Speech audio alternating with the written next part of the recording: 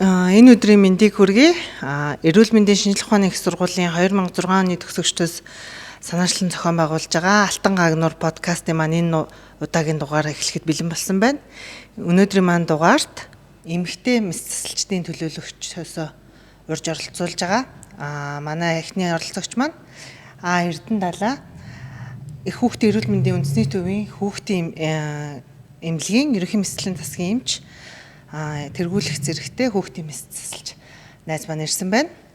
Хоёр дахь оролцогч маань Жавзан Дулам халдвар төвчин судлалын үндэсний төвийн мэс засалын засгийн эрхлэгч, анагаах ухааны магистр, тэргүүлэх зэрэгтэй эмч, мэслийн холбооны ерөнхий нарийн бичгээр одоо ажиллаж байгаа найз маань оролцож байгаамаа. Энэ өдрийн мэндийг хүргэе та баярлалаа. За энэ өдрийн мэнд хүргэе. Өрсөнд баярлалаа. Сая би дурдсан тийм манай курст бол мэс засалын эмч нар маш олон байт юм байна. Бид нар подкаст болгон дээр хөтөлбөр гаргаж байгаа. Тэгээ энэ удаагийн дугаартай болохоор эмэгтэй мэс засалч нарыг одоо альва тасаг нэгжүүдийг харахад ч гэсэн мэслийн салбарт бол дийлэнх нь ирчүүд идэг. Яг хэдэн хувь гэдэг тоог нь би сайн олж харж чадсангүй нэг бараг 70-80% нь ирчүүд болов гэж бодогдож байгаа. Тэгээд эмэгтэй мэс засалч нартайгаа ярилцъя гэж урьсан байгаа. За эхний асуултаа та хоёрт яагаад ер нь мэс засалын эмчээр ажиллах болсон юм бэ? Энэ мэргэжлийг яагаад сонгосон юм бол? За юм бүгдэнд нь энэ өдрийн мэндийг хүргэе. Урьж оролцуулсанд баярлалаа.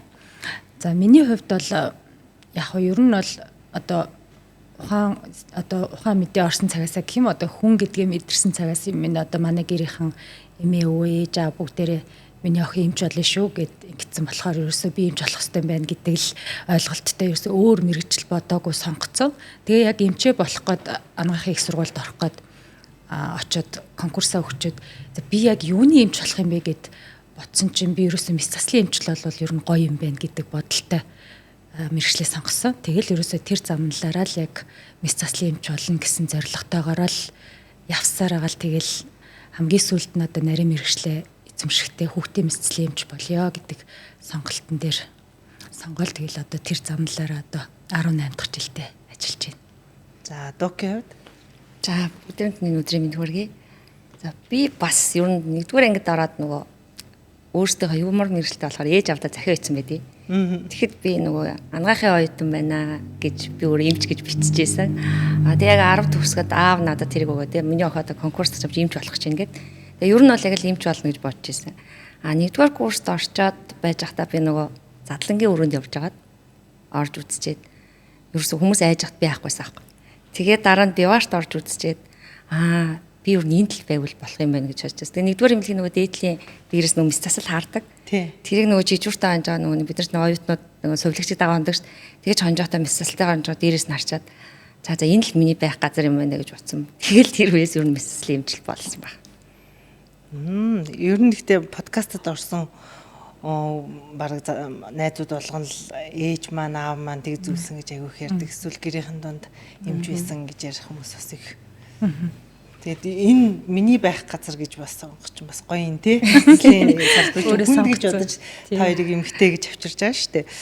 За анхны хагалгаанд орсон ер нь мэдрэмж бие даасан хагалгаанд ороход мэдрэмж ямар байсан? Эсвэл мөн хамгийн хэцүү хамгийн мартагддгүй тохиолдлоос бидтэй хуваалцаач.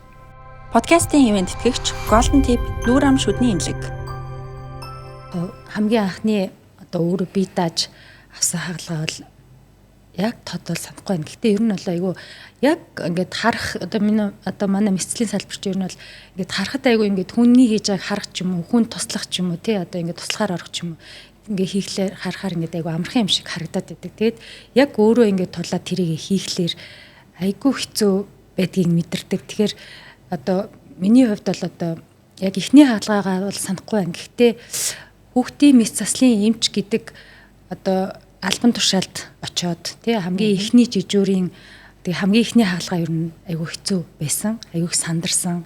Тэгээ яг одоо ингээл миний одоо би өөрөө яг ингээл бүрөө хариуцгалчлаа штэ гэдэг дээр айгүй сандарсан. Тэгээд хариуцлага айгүй мэдрээд гэх юм уу. Тэгээ тэрийгээ тэгэл айгүй сайн хийчих юмсан. Хүндрэлтэй юм тохиолдохгүй байх юмсан гэдэг дээр айгүй сандарсан. Тэгээд яг хуу одоо тод санагдах мэсцлүүд гэвэл одоо зөндөл байна л да. Тэгээд ер нь бол альва юм дээр яг эхлээд хийх нь бол айгүй хэцүү байдаг. одоо мартагддаггүй тийм тохиолдол байна уу? Айгу хүнд байсан ч юм уу? Эсвэл их сэтгэл хөдлөсөн.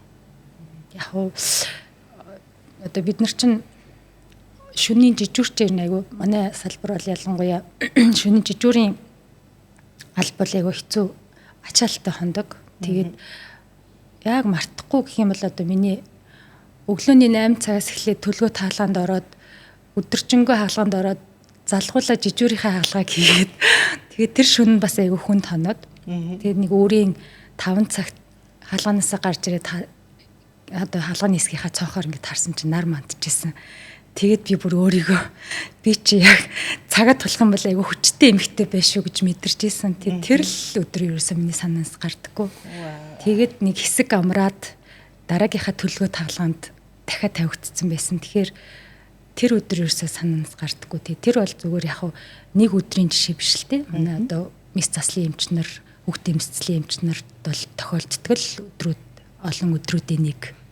Тэр өдөр бол надад яг айгүй тэр мандж байгаа нарыг харах бол айгүй гоё сэтгэл үлдээсэн гэх юм уу.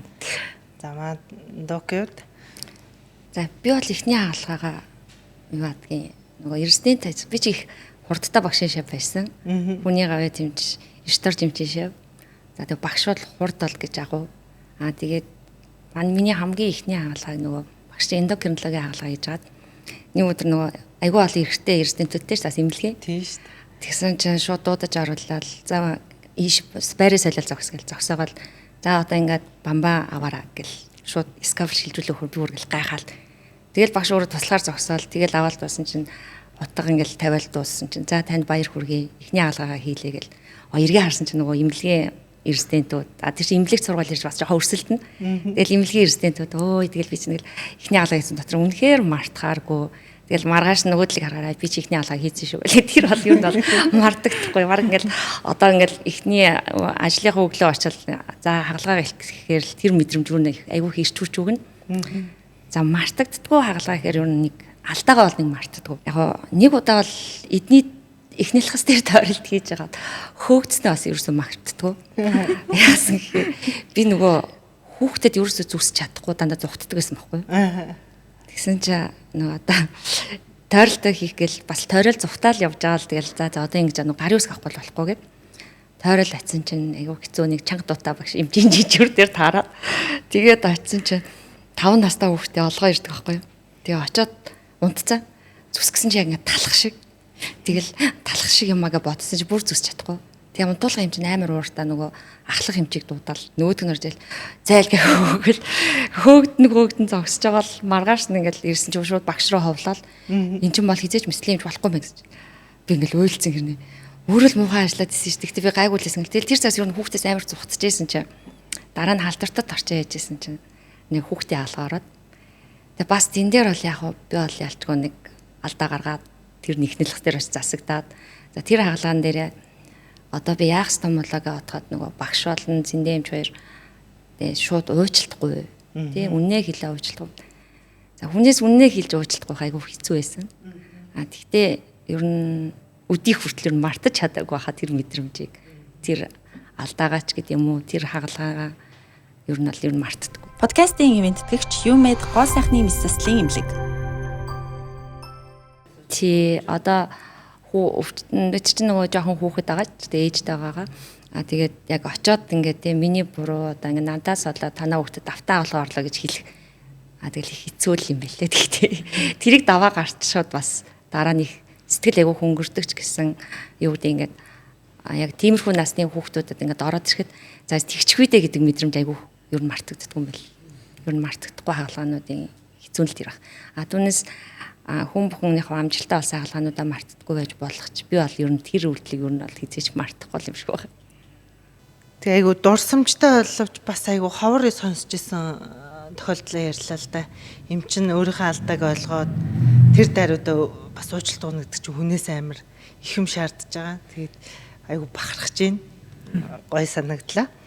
За одоо та хоёрыг нөгөө эмхтэй мэсцэлч гээд ирсэн. Ер нь эмхтэй хүн мэсцлийн салбарт байхад тулгардаг бэрхшээл нь ер нь юу гэдгүй тийм бэрхшээл байдгүй. Эсвэл эмхтэй хүн арай давуу талтай одоо эмхтэй мэсэлж байснараа онцлог чанар гэж байна уу ер нь? Нэг бэрхшээл үү? Үгүй нөгөө дуртай юмаа хийж байгаа болохоор бэрхшээл гэж үрсэн юм үздэг шүү дээ. Харин тэрний оронд намайг одоо юу гэдэг ингээ ажлын 8 цаг энэ бичиг заасны юм хий гэсэн бол би үнэхээр ялархаж хийх баха.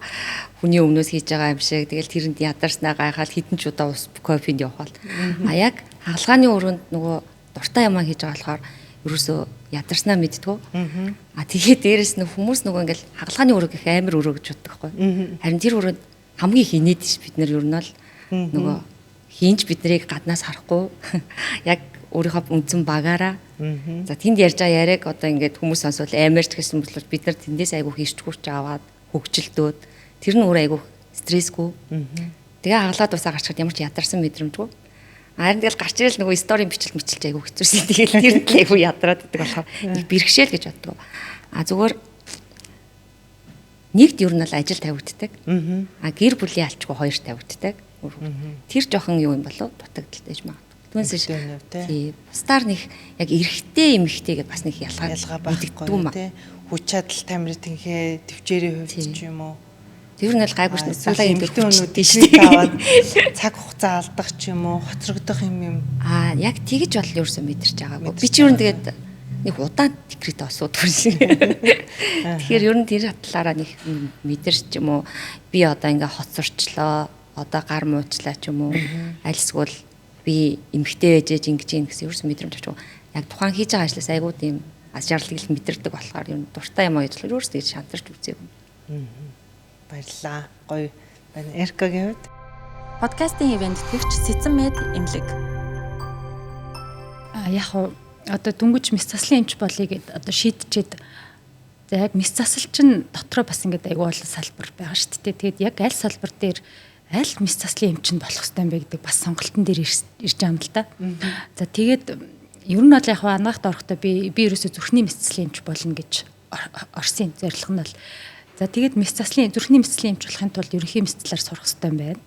За сурж явах явцдаа хавдрын мэс заслын эмч ер нь гоё юм байна гэд хавдрын мэсцэл дээр бүр 1-р курсээс л 2-р курсээс илүү очоод зуныхаа амралтаар би ерөөсөө хавдрын мэсцлийн эмч болвол ер нь ямар вэ гэсэн байдлаар тий зуныхаа амралтаар жижигүр тоноод тэгээд угаасаа 100 амарч байгаа оюутан ч одоо хийх ажил байхгүй юм чинь чөлөө цагаа тэгээ хавдар дээр өнгөрөөгөөд эмч нартай хаалгаа угаасаа 1-2 курсын оюутныг бол хаалганд оруулахгүй тэгээ зүрхний хараа зогсож байгаа. За тэгээд явж байхад бол ингээд одоо тэндээс л ер нь бол миний хувьд бол эмэгтэй хүн мэс заслын эмч болж яадгийг эмэгтэй хүн мэс заслын эмч болж чадахгүй штэ гэдэг тийм мэдрэмжийг бол айгүйх авч исэн. Одоо бусад хүмүүсээс гэх юм уу. Тэгээд хавдар дээр очиход ч хавдрын мэс заслын эмч нар ч дан эрэгтэйчүүд. За тэгээд за тэнийг 2 дугаар курстэй хавдар дээр нэлээх гарч ирсэн. Тэгээд 3 дугаар мэслийн тойролт хийгээд нөгөө нэг зүрхний мэслийн эмч болно гэдэг анханасаа зориод очсон зүрхний мэслийн хаалган дээр тойролт хийсэн чинь яг миний хийх ажил ерөөсөө биш юм байна гэдгийг тэн дээр аяух мэдэрсэн. Тэгээд дунд нь би нөгөө хүүхдийн мэсцэлээр бас жижигүр хийгээд ер нь хүүхдийн мэсцэл их боломжийн мэс заслын эмч ялангуяа эмэгтэй мэсцлийн эмч байхад ер нь их болохоор салбар байна гэдгийг би мэдэрсэн байсан. За тэгээд ерөнхий мэсцлийн резидентээ төгсчөөд хүүхдийн мэсцлийн эмч болёо гэд очсон чинь одоо манай бид нартай хамт ажиллаж байгаа эмч нар маань одоо бол Ахмад эмч нар болцсон. Тэгээд тэр эрэгтэй эмч нар маань бас намайг одоо бас хүйсээр минь бас ялгарлсан гэх юм уу одоо тий эмэгтэй мэс заслын эмч манайх ахгүй чи өөр салбар эртгэн сонго. Тэг эмэгтэй хүн мэсцлийн эмч болоод угаасаа олон жил хийж чадахгүй хүүхд гаргаад явцдаг тэгээд одоо ар гэр ахуй амьдралаасаа болоод мэрэгчлээ тийм өсөж дэвжих олон жил ажиллах тууштай мууштай тийм байдгүй. Тэгэхээр чи эртгэн өөр мэрэгчлээ сонго гэдэг үгийг бол айгүй олон хүнээс сонсч ийсэн. Тэгээ ягд чин тэр үгийг сонсох тусам одоо миний одоо тийм эмэгтэй мэс заслын эмч би болно гэдэг одоо хүсэл зорилго маань одоо улам батчиж гэх юм уу. Одоо тэр нь ягд энэ хүмүүс яг намайг чадахгүй гэдэг би тэрийг чаддаг би шүү гэдгийг харуулна би гэдэг айгүй тийм батцсан гэх юм уу. Тэгээд тэрнээс хойш ер нь бол тэгээд ерөөсөө л би хүүхдийн мэсцлийн эмч болъё гэдэг зорилгоо ерөөсөө нэг өдөрч ухраагүй. Тэгээ яг хуу одоо хэцүү юм гэвэл одоо түрний манай Дукагийн хэлснээр яг одоо эмэгтэй ялангуяа эмэгтэй мэсцлийн эмчд бол яалтчгүй ар гэр хаягддаг хүүхэд тэг гэр орны эмэгтэй хүний эхнэр хүний ажил айгүй хаягддаг. Тэгээ энэ дээр бол ер нь аливаа одоо бүхэл эмэгтэй мэдрэлийн эмч нар тохиолддог байх. Тэгэхээр одоо манай зөвлөх эмч маань хэлж ирсэн юм. Манай тасаг одоо надтай нийлээд одоо сайн нэг залуу мэдрэлийн эмч эмэгтэй мэдрэлийн эмч бас ингээд 4 мэдрэлийн эмэгтэй эмчтэй. Тэгээд намайг ажилд орж яхад манай зөвлөх эмч маань хэлж ирсэн юм. За эмэгтэй мэдрэлийн эмч гэдэг бол ерөөсөө хань сайтай л байх ёстой шүү. Тэгжээч чи энэ салбарт удаан ажиллана гэдэг үгийг хэлж ирсэн юм. Тэгээд ер нь одоо энэ олон жил энэ мэдрэлийн эмчийнхаа мэрэгчлийг хаяхгүй ингээд зорилготой миний зорилготой хүрээд мэрэгчлэлтэй өнж тууштай байгаа минь ерөөсөө л одоо миний арга гэр ээж аав хоёр талын ээж аав хүүхдийн минь харж өгсөн. Тэгээд манай миний нөхөр одоо ингээд оюутан ах цагаас минь миний мэрэгчлийг ойлгоо дэмжээд бүх арга талын минь ингээд бат дааж явдаг. Тэр бол одоо давуу тал. Тийм тэгээд яг уу эмэгтэй байхын давуу тал гэх юм бол одоо олон эрчүүд дунд ажиллахаар одоо бас заримдаа бас хүндлэгдэнэ. Эмэгтэй хүн юм чинь гэдэг байдлаар хүндлэгдэнэ. Одоо ихэнхдээ бол одоо нэг тийж хүсээр нь ялгарлаад энэ тэрэг гэдэх юм байхгүй.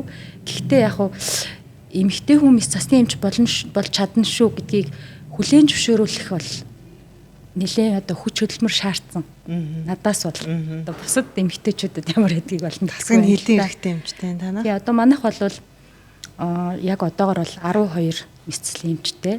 Тэрнээс 4 эмэгтэй байна. Докагийн тасгын. Марч одоо эсвэл 8 эрэхтэй нэг эмэгтэй. Нэг чи тийш нэг эмэгтэй би 8 эрэхтэй тасгын хэрэглэгч юм уу? 8 зэрэгтэй юм байна. Тий. Тэгвэл яалтан байхгүй эрэгтэйчүүд авангаа салбар юм байна тий. Манай мэдрэлийн салбар бол эмэгтэй ихтэй штэ. Салбар аягүй өөр байхгүй юу? Тий. За үнэхээр бахархалтай юм а та хоёр. Нэр гэр бүлийнхэн айгүйх тусалж дэмждэг. Хүүхдүүд нь бүр хараа янда бие даачдаг штэ. Өөрсдөө. Тий. За одоо эмч хүн ер нь мэс засалж. За тэр дундаа эмэгтэй мэсэлчийг ингээд гарч ирээд ар гэр атай харилцах нийгэм ер нь яаж хүлээж авдаг тийм бас ялгаа мэдэрчээсэн тохиол байна. Одоо бидний жишээлбэл дөнгөж төгсөөд жоохон хөхтө эмнэлэгт ажилд орсон бахаар нөгөө давуулж хараад эмчин хаана нэ гэд тэгдэг шиг ч юм уу.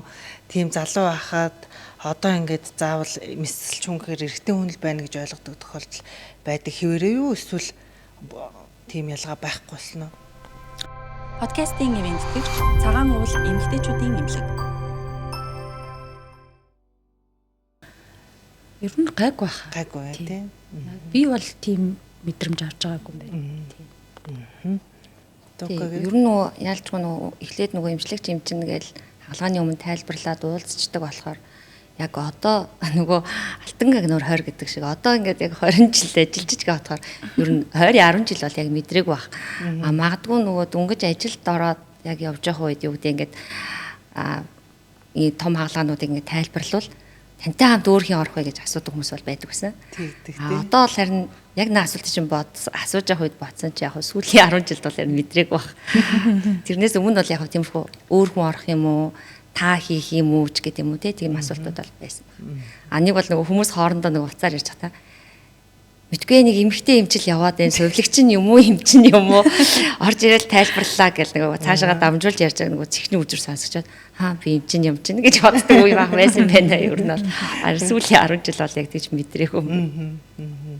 Ер нь эмч өвчтөн хоёрын харилцаанд хамгийн их нөлөөлдөг юм юу вэ? Эркагийн хувьд хүүхдтэй харьцдаг тий бас арай өрмөц үйдгүү хүүхдийн ээж автаа асран хамгаалагчтай харьцна. Тэгэхээр ер нь яг энэ харилцааг айгуу уур амьсгалыг зөв болгож харилцан ихтгэлцэл төрүүлэхэд ер нь хамгийн их нөлөөлдөг юм юу гэдэг бол яг уу манай мэрэгжлийн онцлог бол одоо яг хөвчлэн бол бага насны хүүхдтэй одоо бидний өвчтнүүд ч одоо бага насны хүүхдүүд байдаг. Тэг өөрийгөө одоо би тэгээд байна гэдгийг хэлж илэрхийлж чадахгүй. Тэгэхээр ерөнхийдөө бол одоо эцэг эхийн одоо өгсөн мэдээлэл дээр хүүхдийнхээ уншийг тавих тий өвчнийхөө одоо эмгэж амийг мэдэх одоо хийх хаалгаа хүртэл одоо юу хийхээ бодох тий тэрийг бол аюух нөлөөлдөг. Тэгэхээр энэ нь бол эцэг эхийн мэдээлэл дутуу байх ээж нь аав нь одоо мэдээлэл өгч чадамжгүй чадваргүй ч юм уу тий эсвэл одоо эцэг их байхгүй өөр хүндлэнгийн хин нэгэн хүнтэй ирсэн тохиолдолд одоо тэр хүүхдийн мэдээлэл дутуу байх ч юм уу те энэ айгуу төвхтэй байдаг нэгдүгээрт нь хоёрдугаарт нь одоо миний мэдэрсэн зүйлгүүл одоо орчин үед одоо эцэг эхчүүд интернет гэдэг юмнаас аюух мэдээлэл авч ид. Тэгээд одоо интернетээс авсан юм хагас дутуу мэдлэгээрээ эмчит тийх ёстой юм шүү, ингэх ёстой юм шүү гэж тулгах тий. Одоо тийх би тийм уншсан чинь тийм байж гэдэг юм уу тий. Энэ аюу ер нь заримдаа төвхтэй байдаг. Эсвэргээрээ одоо эмчтэй аюух одоо итгээд тий. Итгэлцэлтээр ер нь бол аюух одоо явна шүү дээ эмч өвчтний харилцаа гэдэг бол. Тэгээд эмчтэй аюух итгээд тэгээд эцэг эхийнхэн сэтгэл зүй одоо сайн сайхан болно. Эмчтэйгээ нийлээд энэ өвчнийг даван туулна гэсэн сэтгэл зүйтэй байх юм бол одоо их сайхан болоод ах шиг байдгийн шүү дээ. Тэгээ ер нь яг ойлголцолтой үйл ойлголцлол ер нь бол яадаг. Дутуу мэдээлэл дамжснаас олж. Гэхдээ ер нь хамгийн төвхтэй сошиал ертөнц. Тэндээс нөгөө буруу зүрх бүх мэдээллийг авчаад яг тэр байдлаа тулгадаг. Дээрээс нь бас нэг хэцүү бас сайн муу өдөр. Яалчгүй хаалгааны баг ингээл хүн яаралтай хаалга гэж батал нэг бол сайн цаг ламаас асууна гэл. Тэр бас жоохон төвхтэй байдаг. Гэхдээ ер нь бол үнэхээр яг манай монголчууд нөгөө фэйсбүүкээс айгүйх мэдээлэл авдаг. Яг сүүлдээ ингээл жоохон ингээл үл ойлцож гэхээр та наатаха баталчих гээл тэгэл жоохон маргаа үүсгэх талууд бол бас байдаг. Гэхдээ ер нь бол яг хамгийн сүүлд ярилцаж ер нь ойлголцчаал мис хүрэх нь хамгийн зөв шийдвэрлэлтэй. Тэгээ тэр хүртэл ярилцах хэрэгтэй. Тултал ярих хэрэгтэй ер нь бол. Ярилцах мэдээллийг хангалттай өгөх гэдэг дээр та хоёр манайд гаргах тал одоо эхлээл мэдээлэлээр хангах нь эмчнэрийн одоо ер нь бол аль ч эмчийн үүргэлтэй. За би энэ цөөхөн үгээр хариулах асуултуудаа бэлтцээ. Нэг үгээр л хариулаарай заяа. Мис засалч гэдэг хүнийг нэг үгээр тодорхойлбол. Би бол хурд юм уу? Хурд. Эркагийн хувьд Урангар. За. Кофе юу нойр уу та хоёрын хувьд? Кофе шүү дээ. Тэр хаалгааны завсраар уух кофе чинь тэгэл миний бүхэл өдрийн ирч хүчтэй хоол бүгд явж байгаа шүү дээ. Тийм өглөөнийхөө кофег уучаад тэгэл юм. 100 нэмстэй хөл юм тий. Амрах юм шиг санагдана да. Хамгийн аимшигтай хамгийн баяртай мөч хоёр мөчийг асууж байгаа. Хамгийн аимшигтай мөч юу? Хамгийн баяртай мөч. Заавал эмч гэдгээс биш эмэгтэй хүн гэдэг хуваараа ч хариулж болно шүү. За мэрэгчлэлтэйгээ холбоотой тайлбарлах юм бол одоо хүүхэд нас орох. Тэр мэдээг ээж авд нь хэлэх. Баяртай мөч нь хаалгаа амжилттай бодлоо. Тийм шүү. Ер нь бол хамгийн аимшигтай мөч юу хүн алдах л та. Тэгээд хамгийн баяртай хэцүү тохиолдолоос гарч ирчээд энийгээ дуулзаа тэр хүний ар гэрийн баярлаа гэж гар ярих хамгийн аз жаргалтай. Тэр л үед би чадчихэл гэж яг боддог юм байна. За дахин мэрэгжил сонгол ямар мэрэгжил сонгох вэ? Үгүй яг хүмүүс айгүйх асуудаг та хэрвээ эмч болоогүй л одоо ямар мэрэгжил сонгох байсан бэ гэдэг. Ерөөсөө нөгөө түрүүний ярьснаар нөгөө би чинь бие хүү юм байна гэдгийг мэдэрсэн цагаас хойш эмчээс өөр мэрэгжил бодож үзээгүй болохоор ерөөсөө өөр ямар ч мэрэгжил миний толгоонд орж ирдэггүй. Тэгэхээр одоо эмчэл сонгох байсан баг та. Би өөр дахиад мис заслын эмч болох. Тийм үү? Амар мэрэгжил нэрээ өөр мэрэгжил бодохоор ерөөсөө өөр мэрэгжил толгоонд орж ирдэггүй шүү дээ. Тэр утгаараа одоо тийм хүүхдтэй бас мэрэгжил зөвлөе гэхлээр одоо өөрөө өөр мэрэгжил бодоогүй мэдгүй хүн чинь бас ямар юм болох хэвээр болоо гэдэг өөр мэрэгжлийн тухай ерөөсөө бодол байдаггүй. За одоо та хоёрын мэрэгжлийг сонгох жоохон хүүхдүүд октод байвал та хоёр юу зөвлөх вэ? Подкастын ивент итгэгч мөнх онч дотор мэдрэл буй мөч уламжлалт сэргээн засах эмнэлэг. Би бол ер нь бол хүний төлөө өөрийгөө зольж чадж гинүү гэдгийг эхлээ бодож үзээрэй л гэж бодно. Яагаад тэгэхээр ер нь бол эмч хүн аль ч төрлийн эмч байсан яг хүний өмнөөс би өөрийгөө яг золиослж чадах юм бол эмч болж ин гэсэн. Тэгэхээр ер нь мис заслын эмчийг сонгож байгаа хүн нэгдүгээрт нь их үнэнж байх хэрэгтэй. Дээрээс нь хүний өмнөөс бол бүх өөрийгөө золиослж чадчихвэл мис заслын эмчийг бол сонгож болно. Яагаад тэгэхээр тэгж чадахгүй болвол тэгэл шүн унтчих чинь дуудаал гаргана. Тэгэл зүгээр сайхан ингээл найзуудаа ангийнхантаа уулзгаал сайхан ингээл цаг гаргаал явж итэл замаасаа буцаа явчихын арайг л төгжрэл яг очих чийсэлч буцаа дуудагдана.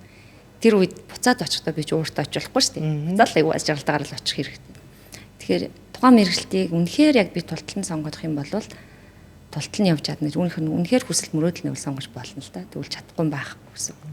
Хүнд бол. Эркагэвд Одоо тэгэл зүйл хэмжээхаа хэлсэн үгийг хэлнэ дээ. Нэгдүгээрт нэмэгтэй хүн гэж битээ шантраарай чи чадна. Хоёрдугаарт нь сайн хантай уучраарай. Тэгвэл эмэгтэй мэдслээ юмч амжилттай би чадна. За гой зөвлөгөө баярлалаа.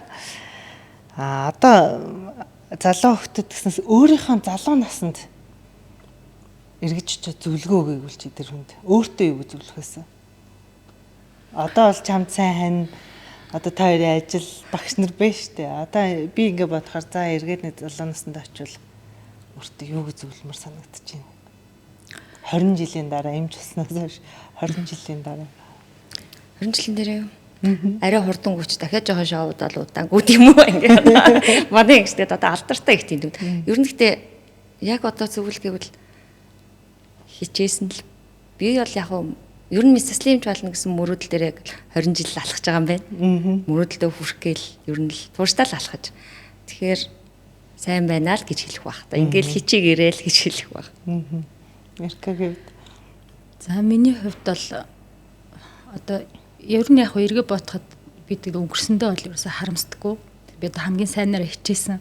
Тэгэхээр одоо өөрийнхөө хүсэл мөрөөдөлтөд үнэнч тэгэл юу хүсэж чинь тэрийгэ хийгээрэй гэж хэлмээр байна. За өнөөдрийн подкастэнд маань ирж оролцсон хоёр найзтай маш их баярлалаа. 20 жилийн мэндийг дахин хүргэе та хоёртаа. Ингээд хэдүүлээ эмч болоод 20 жил манай анагаахын сургууль Алтан гагнуур гэж бие биендээ гагнагдаж мөнхөд холбоотой байдаг ийм гоён баярыг тэмдэглэдэг энэ дугаарт маань ирж оролцсонд баярлалаа. Би тэгээд энэ подкастын араас хамгийн төсвөлт нь ард иргэдэд зориулаад та хүн эрүүл байхын тулд өөртөө хөвшүүлж болох хамгийн энгийн зөвлөмжийг өгөөч гэж хүсдэг.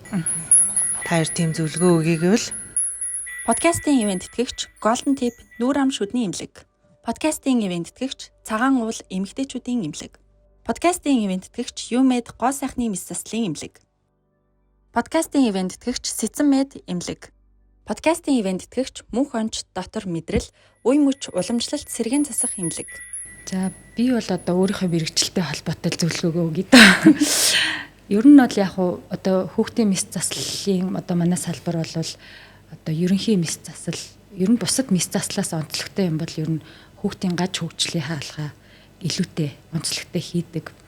Тэгээд ер нь бол ингээд одоо ажиглаж байхад эрүүл ээжээс эрүүл хүүхэд гэдэг л үгийг л одоо бүх талаар нь сайн бодож байгаасаа л гэж ээж аав нар зөвлөмөр санагддаг. Тийм тэгэхээр одоо тэр зөвлөгөөлөгийг доо ээж нь эрүүл байж ээж маш сайн төлөвлөж ээж эрүүл хүүхэд гаргаасай л гэж зөвлөе доо.